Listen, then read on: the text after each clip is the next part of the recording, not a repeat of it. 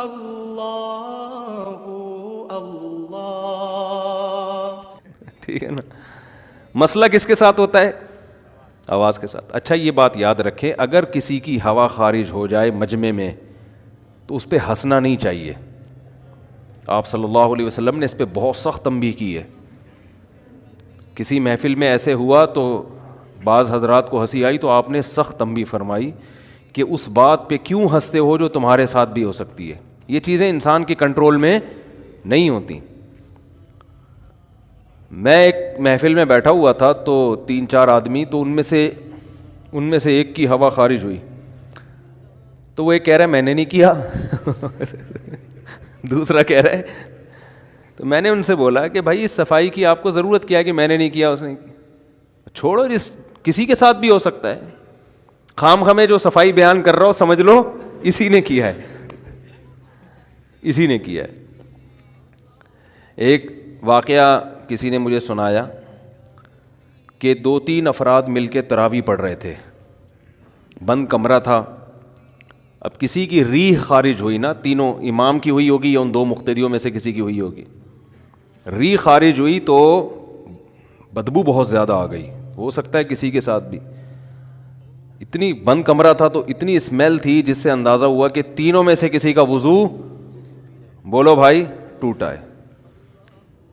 تو اس بتانے والے نے واقعہ سنایا کہ تینوں نے 20 رکعتیں مکمل کی ہیں شرمندگی سے بچنے کے لیے, کہ کیونکہ اب جو جائے گا وہ پکڑا جائے گا. اور لوگ بولیں گے یار ایسی اسمیل, یار پتہ نہیں کیا کھاتے ہو تم. حالانکہ اس کا تعلق پیٹ کے خراب ہونے سے بھی. آدمی زیتون پی رہا ہو اور بدبو بہت زیادہ آ سکتی ہے, کیونکہ پیٹ بعض دفعہ لوگوں کا خراب ہوتا ہے, تو پیٹ تو کسی کا بھی کسی وجہ سے خراب ہو سکتا ہے. تو اس کا کہ انسان کی عزت یا ذلت سے کوئی تعلق نہیں ہے. تو میں نے کہا کہ اگر وہ عقل مند ہوتا, امام میں عقل ہوتی نا, تو وہ کہتا کہ بھائی ہم تینوں کو چاہیے کہ ہم جا کے وضو کریں. کسی کا بھی وضو ٹوٹا ہے اور یہ جو اللہ نے پردہ ڈالا ہوا ہے تو پردہ ڈالو, تینوں کو چاہیے کہ وضو کر کے آ جائیں. اب جس کا ٹوٹا وہ بیچارہ بغیر وضو نماز پڑھتا رہے, کتنا بڑا جرم ہے بغیر وضو نماز پڑھنا. تو اسلام نے کسی کی جو سیلف ریسپیکٹ ہے نا اس کا بہت زیادہ خیال کیا ہے.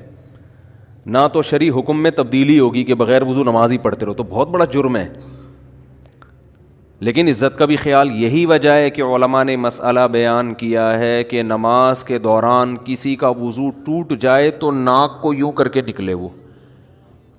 کیوں؟ اگلا سمجھے گا نکسیر پھوٹی ہے. ناک پکڑ کے نکلے گا تو شاید کیا ہوا ہے, نکسیر پھوٹتی ہے نا, بلیڈنگ شروع ہو جاتی ہے ناک سے. تو اس میں جھوٹ بھی نہیں ہے کہ بھائی ناک پکڑی ہوئی ہے, ہماری مرضی, ہم جو چیز پکڑے ہیں, ٹھیک ہے نا, کان پکڑے ناک پکڑے, ہمارے پارٹس ہیں نا تو ہم ناک پکڑ کے نکل رہے ہیں, تو یہ جھوٹ بھی نہیں ہے. لیکن یہ میسج جائے گا کہ بھائی کیا ہے. میں ایک دفعہ یہاں نماز پڑھا رہا تھا تو میں نے نماز کے بعد دیکھا کہ میرے کپڑوں پہ بلڈ لگا ہوا ہے نا, کہیں سے جیسے آدمی کے خارج کرتا ہے نا دانہ پھوٹ جاتا ہے, مجھے اندازہ نہیں ہوا. تو میں نے اعلان کیا بھائی نماز دوبارہ ہوگی. جو عقل مند تھے, سمجھدار تھے, پڑھ لی دوبارہ. انہوں نے بھائی امام صاحب کہہ رہے ہیں تو کوئی وجہ ہوگی. اگلے دن 2-3 آدمی میرا خون پی رہے ہیں, نہیں کیوں دوبارہ کیوں, کوئی کیا ہوا کیا تھا, بار بار آ کے پوچھ رہے ہیں ہوا کیا تھا. میں نے کہا آپ کو اس سے کیا غرض ہے کہ کیا ہوا تھا, کچھ بھی ہوا ہو, آپ کو کیا تکلیف ہے. تو جو امام سے پوچھ رہا ہے نا کہ نماز دوبارہ کیوں پڑھوا رہے ہو, وہ فسادی ہے. وہ کیا ہے؟ فسادی. کسی کے ساتھ کسی بھی ٹائم پہ کوئی بھی عذر ہو سکتا ہے.